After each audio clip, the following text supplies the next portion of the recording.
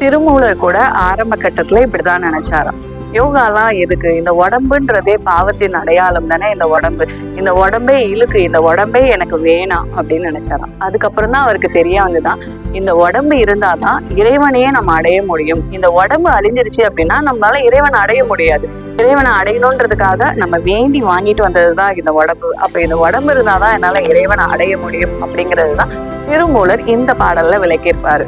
உடம்பார் அழியின் உயிரார் அறிவர், இடம்பட மெய்ஞானம் சேரவும் மாட்டார், உடலை வளர்க்கும் உபாயம் அறிந்தே உடம்பை வளர்த்தேனே உயிர் வளர்த்தேனே அப்படின்னு சொல்லியிருக்காரு. ஸோ இந்த உடம்புக்குள்ளதான் இறைவன் இருக்கிறார். அந்த இறைவனை அடைகிறதுக்கு இந்த உடம்பு நமக்கு ரொம்ப முக்கியம். இந்த உடம்பை ஆரோக்கியமா வச்சுக்கிறதுக்கு யோகா மாதிரியான உடற்பயிற்சிகள் ரொம்பவே அவசியம். ஸோ யோகா இல்லாம நான் தியானம் பண்றேன்னு தவறான முடிவெடுக்காதீங்க. அது வேஸ்ட் ஆஃப் டைம் தான்.